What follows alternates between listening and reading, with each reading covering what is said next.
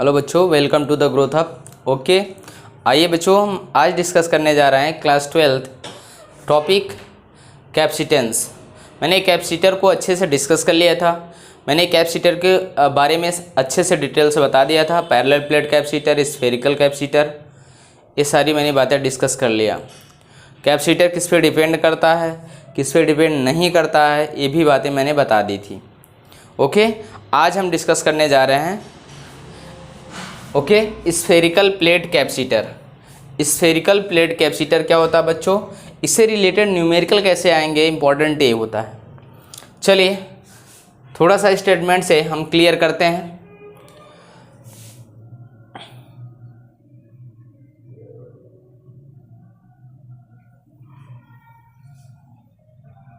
चलिए, it consist of two concentric conducting sphere of radii A and B. B is greater than A. Okay, inner sphere is given charge plus Q while outer sphere is earthed. Important है बच्चों, कहते हैं कि जहाँ पे अर्थ कर दिया जाता है। चलिए,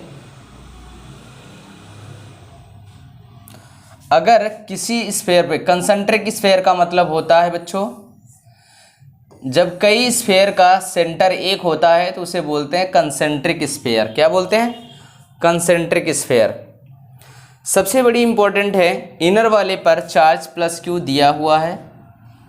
ओके, प्लस क्यू चार्ज होने से पूरी तरीके से क्या हो जाएगा, चार्ज यूनिफॉर्मली डिस्ट्रीब्यूटेड हो जाएगा सरफेस पर। Okay,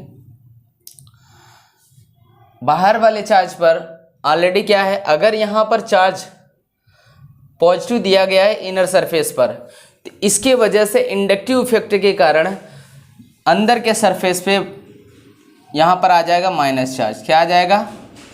minus charge. Okay, equal and opposite charge develop हो जाता है, जिसके किस कारण की वजह से होता है, इंडक्टिव इफेक्ट के कारण। कहते हैं कि आउटर स्फेयर को अर्थेड किया गया है। अर्थेड का काम क्या होता है बच्चों, जब भी बॉडी पर एक्स्ट्रा चार्ज आता है वो पूरे चार्ज को कहाँ ले जाएगा, अर्थ के अंदर। ठीक है, न्यूट्रल मान लेते हैं एक तरीके से। तो ऐसे कंडीशन में यहाँ पर क्या करेंगे, चलिए अब हम देखना चाहते हैं कि कैपेसिटर, ये कैपेसिटर आया कैसे, इंपॉर्टेंट है। फार्मूला आया है capacitance equal to C equal to 4πε0 into क्या करेंगे, यहाँ पर रेडियस। ठीक है, रेडियस क्या है, दोनों की रेडियस यहाँ पर देखिए, एक का रेडियस माना है A और दूसरे स्फेयर का रेडियस B मान लिया है। तो कहते हैं B is greater than A। You understand, B जो होता है A से बड़ा है। यहाँ पे पुटअप करेंगे, multiply of the radius and difference of the radius. Okay, आप अगर स्फेयर, ओनली स्फेयर का अगर आपने कैपेसिटेंस पढ़ा था तो उसमें फार्मूला आया था, अगर किसी स्फेयर का रेडियस कैपिटल R है उस पर यूनिफॉर्मली चार्ज डिस्ट्रीब्यूटेड किया जाए तो इसका कैपेसिटेंस का फार्मूला आया था बच्चों, C इक्वल टू क्या आया था, 4πε0 इंटू R। अगर आपको पता हो तो ये फार्मूला मैंने क्लियर कर दिया था। ठीक, यहाँ पर दो स्फेयर दिए गए हैं, दोनों स्फेयर में जो रेडियाई का डिफरेंस होता है उसको ऑलरेडी रखेंगे। ठीक है, ये फार्मूला आया कैसे, चलिए देखते हैं। 4πε0 A.B upon B minus A, इससे रिलेटेड न्यूमेरिकल करते हैं। ठीक है, कैसे, आइए चेक करते हैं। ठीक है,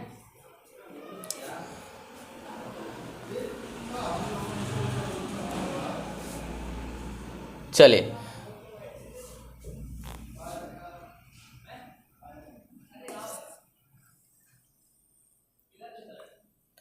हम किस पर न्यूमेरिकल करेंगे, capacity of two concentric sphere चार कंडक्टर। Okay,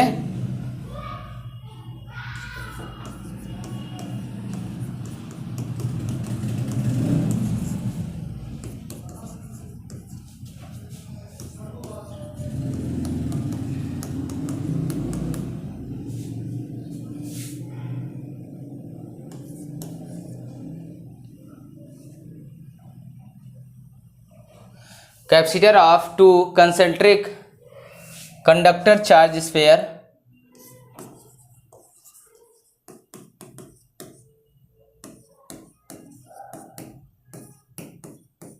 okay. चलिए इस पर फार्मूला क्या था बच्चों, पिक्चर क्लियर कर दे रहे हैं। चलिए दो कंसंट्रिक स्फीयर बनाते हैं, मैंने प्लस क्यू चार्ज दे रखा, चार्ज क्या हो जाएगा पूरी तरीके से यूनिफॉर्मली डिस्ट्रीब्यूटेड हो जाएगा ओके। और इस इंडक्टिव इफेक्ट के द्वारा बड़े वाले स्फीयर पे भी चार्ज आ जाएगा ओके। इसकी रेडियस मैंने माना ए और इसकी radius B, A is less than B okay. चलिए कहते हैं कि अगर आउटर सरफेस को अर्थ हिट कर दिया जाता है तो, चलिए इम्पोर्टेंट है बच्चों, अगर हम बात किया जाए क्वेश्चंस कैसे आएंगे, न्यूमेरिकल कैसे सॉल्व करेंगे, अगर डायग्राम बेस्ड आ गया तो, या आपको स्टेटमेंट के अकॉर्डिंग न्यूमेरिकल देता है तो कैसे सॉल्व करेंगे ओके। जस्ट यहाँ पर मैं मेंशन कर रहा हूँ A equal to 4 metre and B equal to 8 metre okay. A equal to 4 metre and B equal to 8 metre. A क्या बता रहा है, radius of small sphere and B बता रहा है radius of large sphere okay.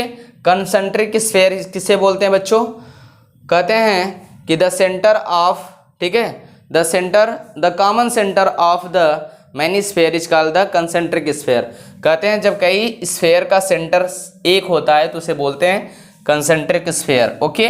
चलिए आइए formula just अभी जस्ट पढ़ के आए क्या, 4 pi epsilon naught A dot B upon B minus A. कोई प्रॉब्लम बच्चों ओके। चलिए बी माइनस ए यहां पर हम सॉल्व करेंगे। चलिए यहां पर सी इक्वल टू क्या हो जाएगा बच्चों, कितने बच्चों को पता है 4 पाई एप्सिलॉन नॉट की वैल्यू क्या होती है, तो बच्चों एक बार फिर से मैं बताना चाहूँगा 4 पाई एप्सिलॉन नॉट की वैल्यू होती है 1/9 इंटू 10 के पावर 9। कोई प्रॉब्लम, कोई प्रॉब्लम नहीं ओके। चलिए चेक करते हैं, यहाँ पर लिखेंगे 1/9 इंटू 10 के पावर 9 ओके। ए इंटू बी करेंगे 4 इंटू 8 अपॉन 8 माइनस 4। कोई प्रॉब्लम, चलिए 8 माइनस 4। चलिए सी इक्वल टू आ जाएगा क्या, 1/9 इंटू 10 के पावर 9 इंटू, यहाँ पे क्या करेंगे 4 8 जा कितना होता है 32 अपॉन माइनस कर देंगे क्या आ जाएगा 4, कैंसिल करेंगे तो क्या आ जाएगा 8 ओके। आ जाएगा 8 इंटू, यहाँ पर देखिए पावर को ऊपर ले जाइए तो क्या हो जाएगा 10 के पावर माइनस का 9 डिवाइड बाई क्या हो जाएगा 9। इसको सॉल्व करेंगे बच्चों तो क्या आएगा ओके। यहाँ पे डिवाइड कर लेते हैं, डिवाइड कर लीजिए। आप देखिए कैसे डिवाइड किया जाता है, 0 पॉइंट डेसिमल बढ़ा लेंगे ठीक है, 8 टाइम्स 72 आ जाएगा ठीक है। फिर आपका बचेगा क्या 8, तो 0 पॉइंट आ जाएगा आंसर बच्चों 0.88 इंटू 10 के पावर माइनस का 9 ठीक है। यहाँ फैरड इस्तेमाल करेंगे, क्या फैरड। इसको शॉर्ट फॉर्म में अगर लिखना है बच्चों तो आपको ये भी होना चाहिए 0.88 NF लिख सकते हो। क्या लिख सकते हो, NF का मतलब क्या होता है बच्चों nano farad. 1 nano farad equal to क्या होता है बच्चों 10 के पावर माइनस का 9 फैरड, 10 के पावर माइनस का 9 फैरड। यू अंडरस्टैंड, समझ में आया। तो कहते हैं कि कंसंट्रिक स्फीयर का कैपेसिटी कैसे कैलकुलेट किया जाता है, तो ऑलरेडी यहाँ पे 2 रेडियस 3 रेडियस ओके कुछ भी दे सकता है, बट इंपॉर्टेंट है यहाँ पे 2 रेडियस को हम कैलकुलेट किया ठीक है। 2 कंसंट्रिक स्फीयर का कैपेसिटी क्या होती है, फार्मूला हमेशा याद रखना बच्चों, फार्मूला हमेशा याद रखना okay. C equal to 4 pi epsilon naught A dot B upon B minus A okay, याद रखिएगा। न्यूमेरिकल कैसे आएगा, दो रेडियस दी जाएंगी, रेडियस का हमेशा डिफरेंस कैलकुलेट करना है, उनका मल्टीप्लाई। ऑलरेडी इसको सॉल्व करेंगे, तो मैंने एक न्यूमेरिकल दे करके सॉल्व किया। ओके, समझ में आया बच्चों, समझ में आया। चलिए नेक्स्ट एक न्यूमेरिकल और दे रहे हैं, आप कमेंट में करके बताइएगा आंसर क्या आएगा।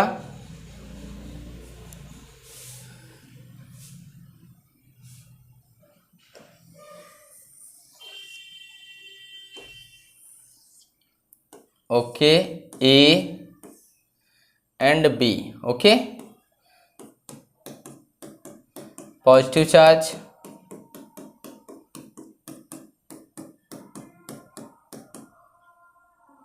और इनर पॉइंट पे क्या आ जाएगा, निगेटिव चार्ज। यहाँ पे निगेटिव चार्ज कैसे है बच्चों, प्रोसेस का नाम क्या है, इंडक्टिव इफेक्ट। ओके, मैंने बोला था किसी चार्ज बॉडी को अगर किसी अनचार्ज बॉडी के नियर बाई लाते हैं तो कहते हैं कि equal and opposite charge develop हो जाता है। This process is called the inductive effect. Process का नाम है charging by the induction of a conductor. Okay, तो इंडक्शन मेथड से ऑलरेडी ये क्या हो जाएगा, चार्ज हो जाएगा, कोई प्रॉब्लम। सपोज दैट, चलिए बच्चों, A equal to 10 metre, B equal to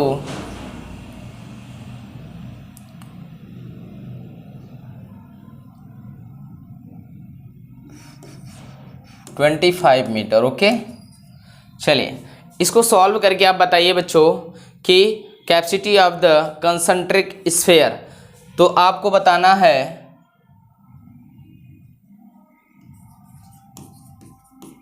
what is capacity of concentric spherical conductor. Okay,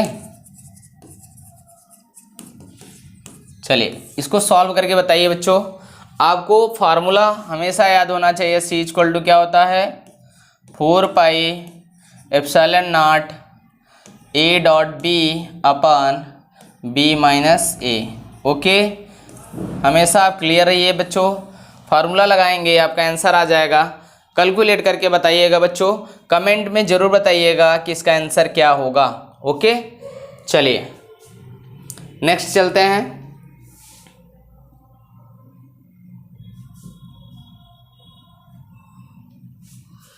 चलिए मैंने अभी क्या डिस्कस किया, टू कंसंट्रिक स्फेयर का स्फेरिकल कैपेसिटी क्या होती है। ओके, ऑलरेडी मैंने फार्मूला बता दिया, फार्मूला हमेशा याद रखिएगा बच्चों, फार्मूला कभी भूलिएगा मत। ओके, कहते हैं किसी भी न्यूमेरिकल को सॉल्व करने का मेन इंपॉर्टेंट फैक्टर होता है formula. Okay, C equal to 4 pi epsilon naught A dot B upon B minus A. Okay, चलिए दूसरा कंडीशन दिया है, in CGS C equal to A dot B upon B minus A in the presence of dielectric medium. Very important, कहते हैं इसी को, इस पूरे सिस्टम को किसी मीडियम के अंदर, just like to do water, अगर वाटर के अंदर हम इसको फिल्ड कर दें या वाटर के अंदर इसको सिंक कर दें तो इसका कैपेसिटी क्या होगा। तो कहते हैं जब भी आप याद रखिएगा किसी भी डाइलेक्ट्रिक कांस्टेंट में किसी सिस्टम को, किसी कंडक्टर को ले जाके अगर डुबो देते हैं तो उसका जो न्यू कैपेसिटी होगी हमेशा के टाइम बढ़ जाएगी। हमेशा क्या होता है, इंक्रीज ऑफ द के टाइम। क्यों, इलेक्ट्रिक कांस्टेंट डायरेक्ट मल्टीप्लाई होता है कैपेसिटी में, याद रखिएगा। ठीक है, जब इस सिस्टम को किसी भी डाइलेक्ट्रिक कांस्टेंट के अंदर डुबो देते हैं तो हमेशा न्यू कैपेसिटी क्या होगी बच्चा, ठीक है, क्या हो जाएगा, 4 pi epsilon naught into K A dot B upon B minus A. Okay, चलिए यहाँ पर याद रखिएगा इंपॉर्टेंट ये है, ये तो सिस्टम आपको बता दिया, इससे रिलेटेड न्यूमेरिकल क्या होता है थोड़ा सा देखिए, क्लियर करिए। अगर ऐसा सवाल आ जाता है तो आप कैसे सॉल्व करेंगे। ओके,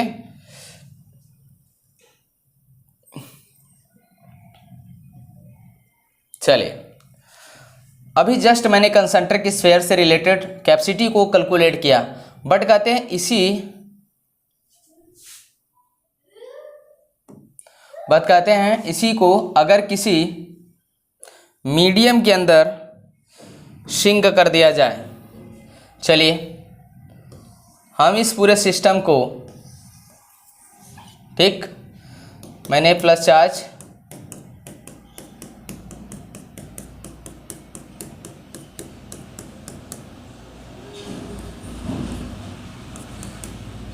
चलिए इसको हम किसी लिक्विड, क्या वाटर की बात कर रहे हैं, वाटर के अंदर इसको हम वाटर के अंदर फिल्ड कर दे रहे हैं, इसके अंदर पूरी वाटर, ठीक है।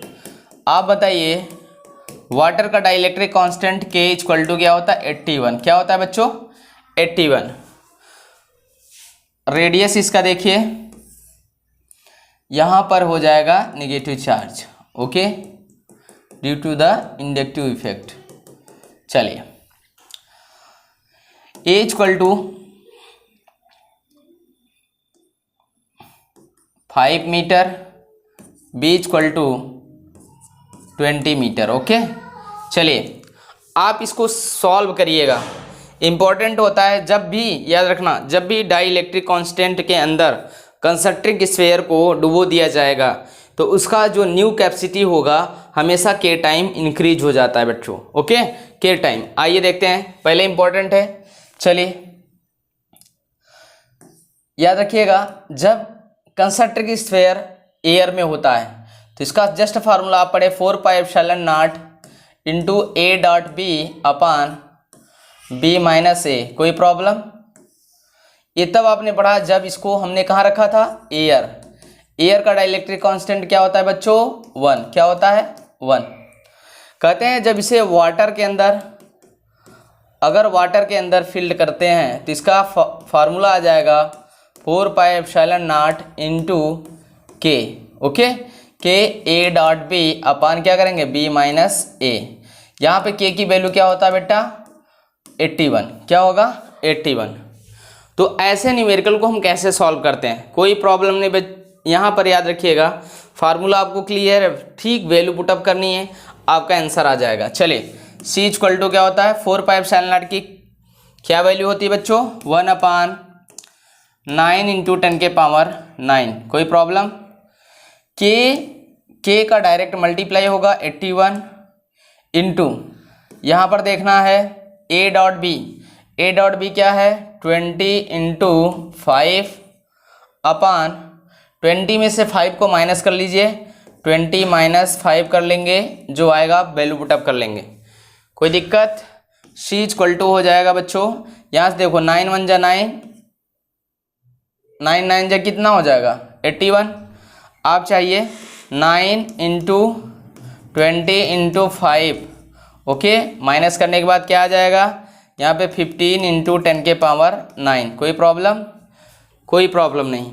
अब याद रखिएगा बच्चों यहाँ भी जो वैल्यू कैंसिल होने वाली है वहाँ पे 5 1 जा 5, 5 3 जा, ओके, 3 1 जा 3, 3 3 जा 9। कोई प्रॉब्लम?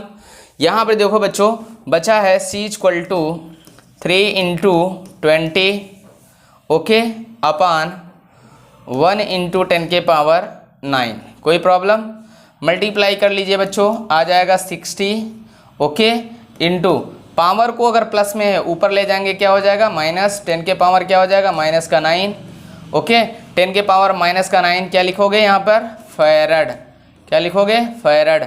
चाहो तो इसको शॉर्ट फॉर्म में इस्तेमाल कर सकते हो बेटा 60 NF, क्या लिखोगे 60 NF।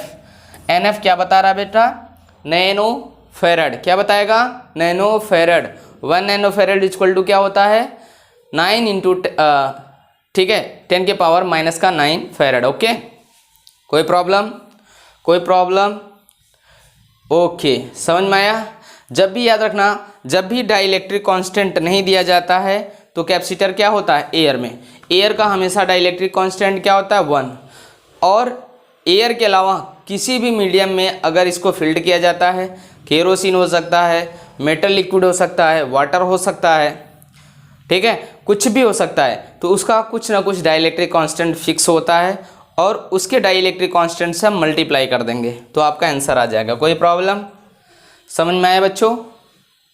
ओके, मैंने अभी क्या बताया, सबसे इम्पोर्टेंट बात है कि capacity of the concentric dielectric, ठीक है, capacity of the concentric conductor sphere के द्वारा मैंने फार्मूला पढ़ा।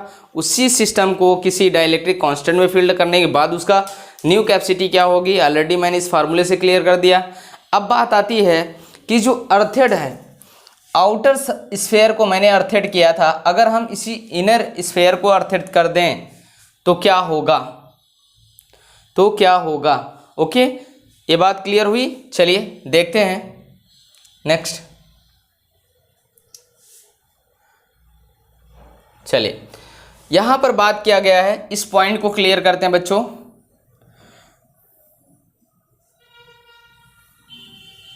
चलिए इस पॉइंट को क्लियर करते हैं।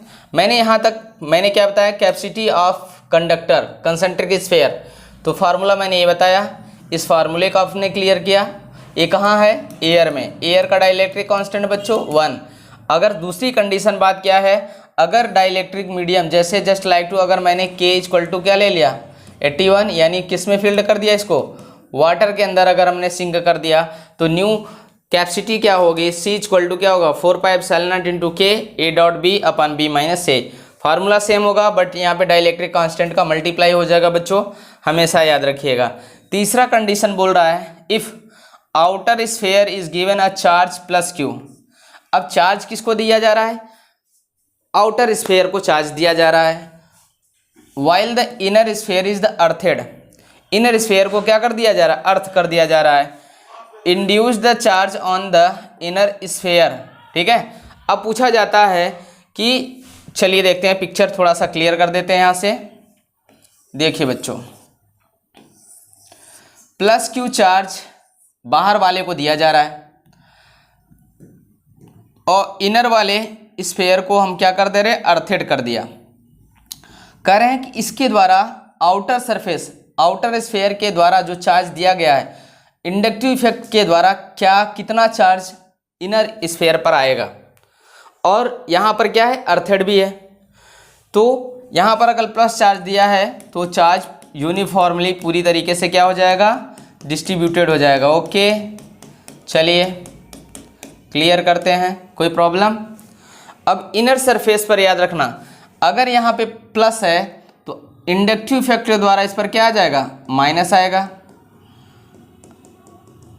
इंडक्टिव इफेक्ट क्या होता है, इंडक्शन क्या होता है बच्चों, मैंने बोला था इफ़ अ चार्ज बॉडी, ठीक है, if a charge body go the near by uncharged body, तो कहते हैं इक्वल एंड अपोजिट चार्ज क्या होता है, डेवलप हो जाता है। इक्वल एंड अपोजिट चार्ज अगर डेवलप हो जाता है, इस प्रोसेस को बोलते हैं इंडक्शन। क्या बोलते हैं, इंडक्शन।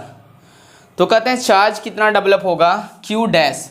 यहाँ पर बात किया जाए Q डैश कितना होगा, तो Q डैश हो जाएगा माइनस का Q जो बाहर चार्ज दिया गया है अपान B इंटू, ठीक है, माइनस का Q अपान B इंटू Q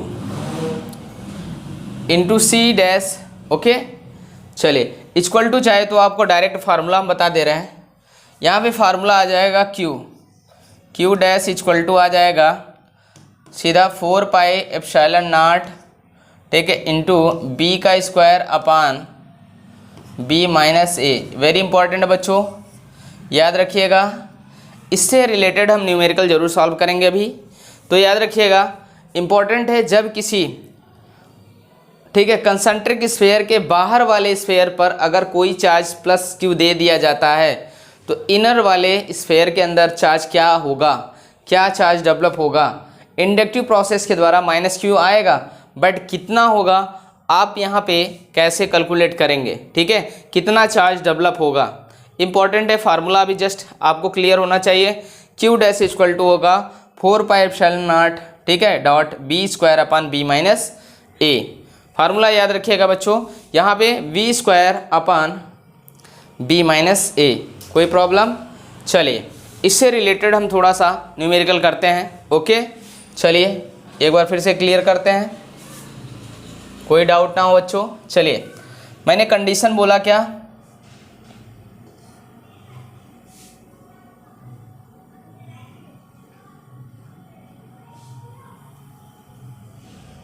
चलिए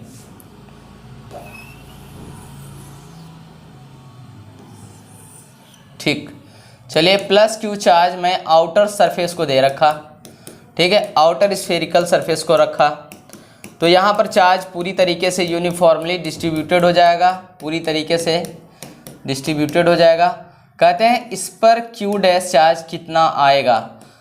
इम्पॉर्टेंट है, इंडक्टिव इफेक्ट के द्वारा माइनस ही आएगा, बट कितना आएगा ये इम्पॉर्टेंट है। कहते हैं कि जब इनर सरफेस को, इनर स्फेयर को अर्थित कर दिया जाए तो मैंने बोला फार्मूला में जस्ट क्यू डैश, आपको क्यू डैश क्या होगा 4πε0 okay B square upon B minus A. याद रखना बच्चों, इम्पॉर्टेंट ए है, ठीक। यहाँ पर क्यू डैश क्या आएगा, तो ऐसे न्यूमेरिकल को कैसे सॉल्व करेंगे। रेडियस हमेशा याद रखिएगा बच्चों, A equal to 8 metre, B equal to 20 metre, okay. A equal to 8 metre, B equal to 20 metre, okay. Solve करके दिखाइए इस पर चार्ज कितना आएगा। चलिए क्यू डैश इक्वल टू बेटा आ जाएगा, इसकी वैल्यू सभी लोगों को पता होना चाहिए, 1 अपान क्या होता है 9 इंटू 10 के पावर 9, यहाँ पर डॉट बी का स्क्वायर, बी क्या है बच्चों 20 इंटू क्या करेंगे 20 का स्क्वायर 20 इंटू 20, कोई प्रॉब्लम।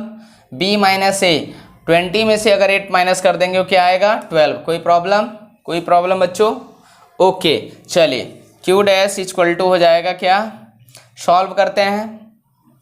चलिए यहाँ पर 20 इंटू 20 अपान 9 इंटू 12 इंटू 10 के पावर 9।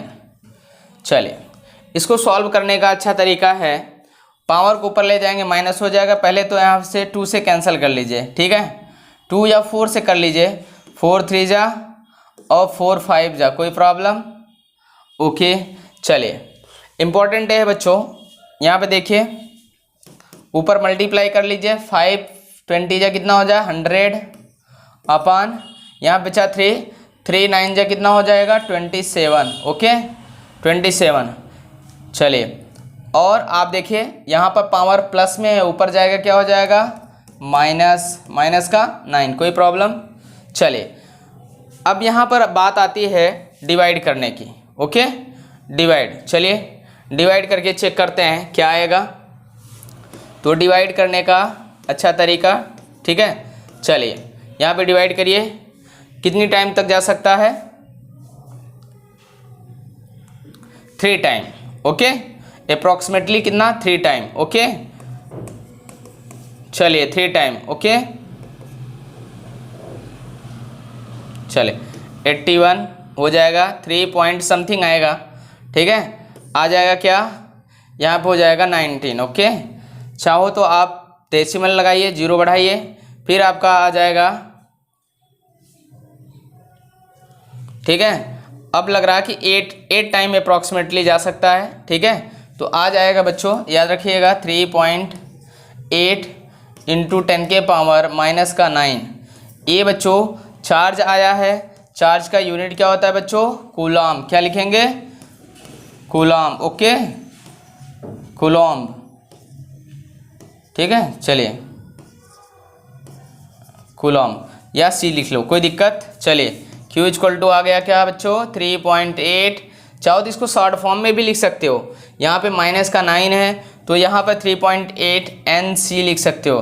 NC का मतलब होता है नैनो कूलम्स, क्या बोलेंगे नैनो कूलम्स, इंपॉर्टेंट है, शॉर्ट फॉर्म में भी आंसर आ जाता है, तो याद रखिएगा दोनों आपको आंसर आना चाहिए, याद रखिएगा, ओके। तो यहाँ पे 3.8 इंटू 10 की पावर माइनस का 9 कूलम, या आप 3.8 NC लिख सकते हो नैनो कूलम्स।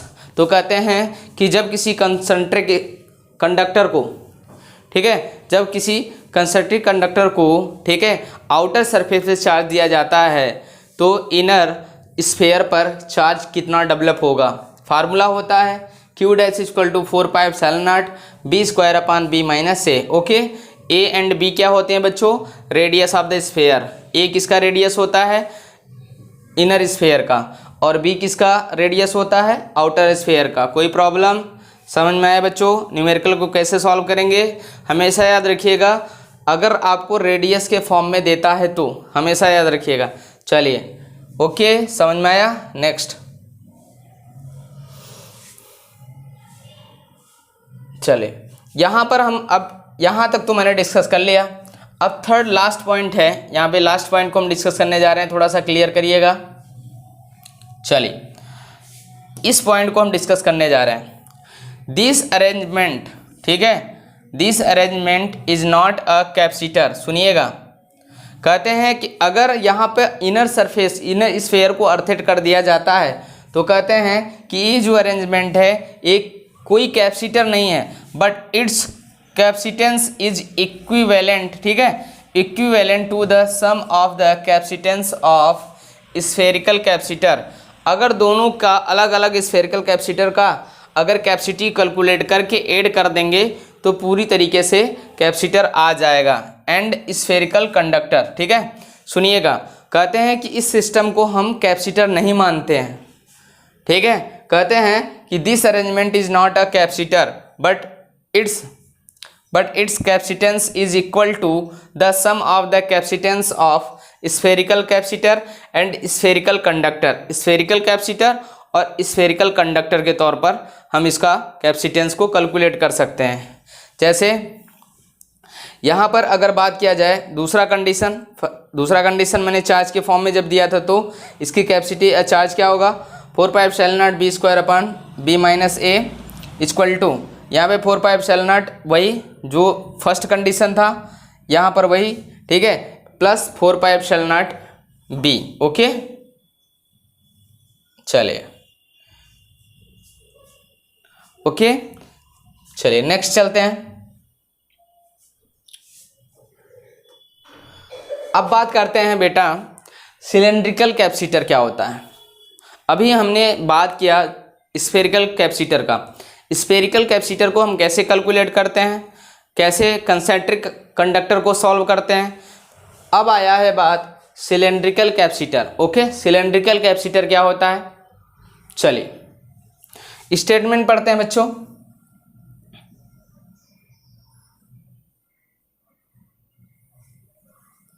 चलिए देखिए, it consist of two concentric cylinder of the radii A and B. B is greater than A. Inner cylindrical is given charge plus Q. वही कंडीशन जैसे वहाँ पे इनर स्फीयर पर दिया गया था. While outer cylinder is the earthed. Okay. Common length of the cylinder is then. चलिए important है. कॉमन लेंथ का मतलब होता है दोनों सिलेंडर, एक आउटर है एक इनर, इनकी लेंथ दोनों का सेम है.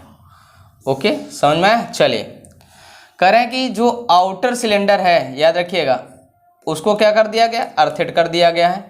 इनर पर बोला गया है कि जो चार्ज दिया गया है प्लस क्यू, किस पर दिया गया है, प्लस क्यू यहाँ पर इनर पर, इनर पे दिया है तो चार्ज पूरी तरीके से यूनिफॉर्मली इनर सरफेस पर डिस्ट्रीब्यूटेड हो जाएगा. और इसके वजह से इंडक्टिव इफेक्ट के कारण इनर सरफेस पर भी माइनस चार्ज डेवलप हो जाएगा. कोई प्रॉब्लम. ओके, चलिए इसका फार्मूला क्या होता है बच्चों, तब इसका कैपेसिटेंस क्या होगा, C equal to 2πε0. Okay, 2πε0 into L. L क्या होता है, common length. Okay, common length log E B अपान A, log E B अपान A. ओके, चलिए यहाँ पर हम क्या करेंगे, लेंथ का multiply B upon A. B upon क्या हो जाएगा बच्चों, यहाँ पर याद रखना, रेडियस ऑफ आउटर स्फेयर और यहाँ पर रेडियस ऑफ इनर सिलेंडर. ठीक है, outer cylinder and inner cylinder. ठीक है, बी अपान ए सॉल्व करेंगे आपका आ जाएगा.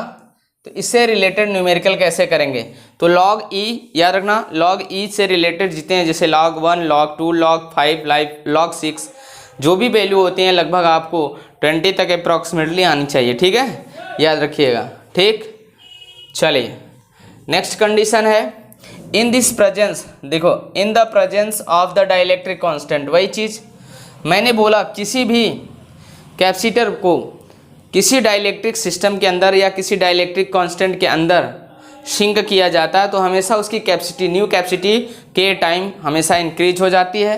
तो वही यहाँ पर भी होगा। अगर किसी डाइलेक्ट्रिक मीडियम में इस सिस्टम को सिंक किया जाता है तो क्या होगा, कैपेसिटेंस इंक्रीज बाय द के टाइम, हमेशा कैपेसिटेंस क्या होगा, के टाइम इंक्रीज कर जाएगा। तो सी डैश इक्वल टू क्या होगा, 4 पाई एप्सिलॉन नॉट इंटू के एल अपान क्या हो जाएगा, लॉग ई बी अपान ए। कोई प्रॉब्लम बच्चों, कोई प्रॉब्लम? चलिए समझ में आया। चलिए चेक करते हैं, आइए थोड़ा सा इससे रिलेटेड न्यूमेरिकल को हम चेक करते हैं।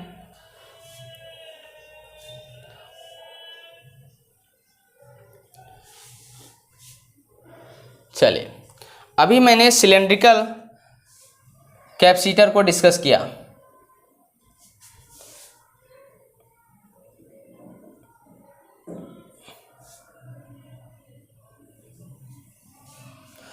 चलिए बच्चों,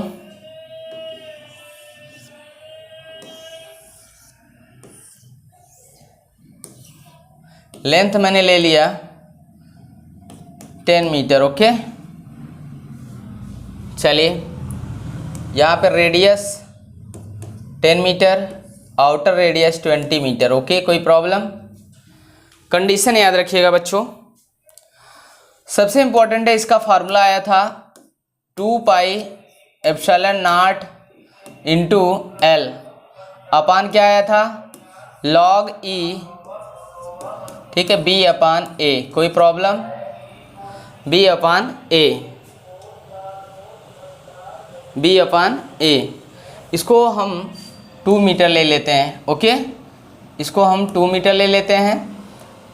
ठीक, चलिए अब बताइए इसका कैपेसिटी क्या होगा। ऐसे कंडीशन में कैसे न्यूमेरिकल को हम सॉल्व करते हैं। सी इक्वल टू, अब आता है बच्चों यहाँ पर देखो, हमें पता था कि 2 पाई एप्सिलॉन नॉट की वैल्यू आता है, 4 पाई एप्सिलॉन नॉट की वैल्यू होता है 9 इंटू 10 की पावर क्या होता है, 9। ठीक है, याद रखना 4 पाई एप्सिलॉन नॉट की वैल्यू आया था 1 अपान 9 इंटू 10 की पावर 9।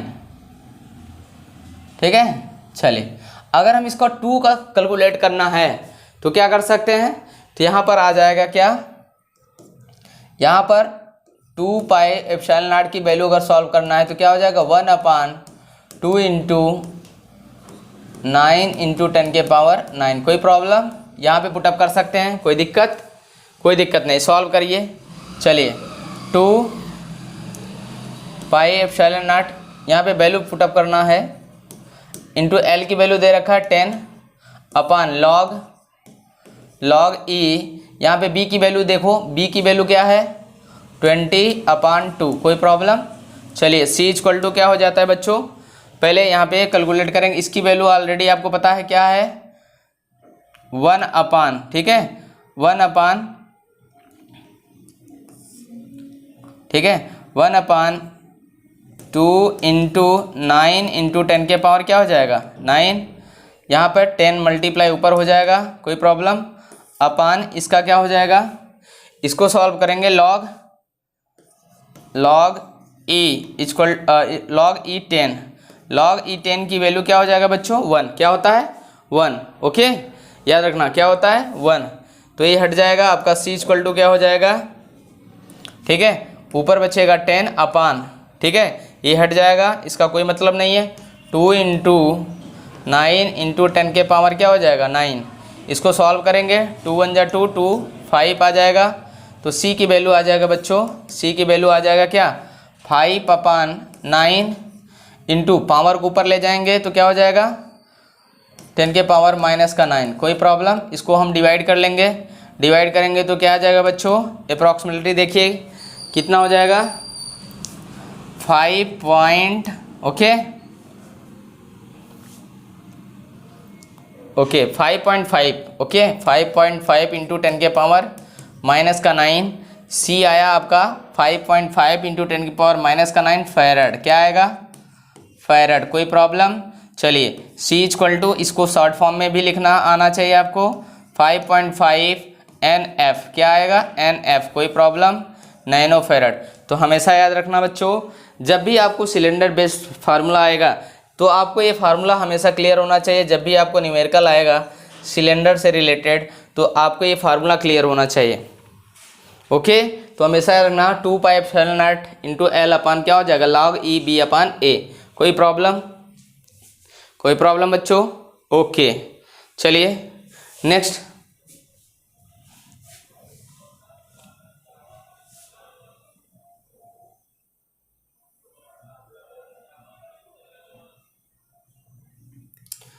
चलिए कुछ पॉइंट दिया हुआ है, थोड़ा सा डिस्कस करते हैं। कह dielectric are the insulating material. Already क्या होता है? Insulating material. ठीक है, डाई इलेक्ट्रिक क्या होता है? Insulating materials which transmitted electric effect without conducting. कहते हैं कि एक इंसुलेटिंग मटेरियल होता है लेकिन ये इलेक्ट्रिक, ठीक है, इलेक्ट्रिक इफेक्ट को विदाउट कंडक्टिंग ट्रांसफर कर देता है।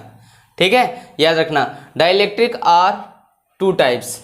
डाइलेक्ट्रिक कितने टाइप्स के होते हैं बच्चों? 2 टाइप्स के होते हैं। ओके, चलिए 2 टाइप्स। सबसे इंपॉर्टेंट है, फर्स्ट डिस्कस करने जा रहे हैं पोलर डाइलेक्ट्रिक। पोलर डाइलेक्ट्रिक क्या होते हैं बच्चों? ऐसे डाइलेक्ट्रिक जिसमें क्या होते हैं? आयन डेवलप होते हैं। अगर आयन डेवलप हो रहे हैं तो इसे बोलते हैं पोलर डाइलेक्ट्रिक। जैसे आप देखिए डाइलेक्ट्रिक में सबसे पहला हम डाइलेक्ट्रिक बात करेंगे वाटर। तो कितने बच्चों को पता है कि वाटर कैसा होता है? पोलर मॉलिक्यूल्स होता है। वाटर का अगर फार्मूला पढ़ेंगे तो क्या होता है? H2O। थोड़ी सी केमिस्ट्री, आप इसको अगर इसको ब्रेकिंग करेंगे आयन के फॉर्म में तो H+ और OH-। तो कहते हैं जहाँ पे प्लस और माइनस आपस में जुड़े होते हैं या डेवलप हो जाते हैं, ठीक है, प्लस और माइनस डेवलप होते हैं तो प्लस माइनस को क्या बोलते हैं? पोलर। क्या बोलेंगे? पोलर।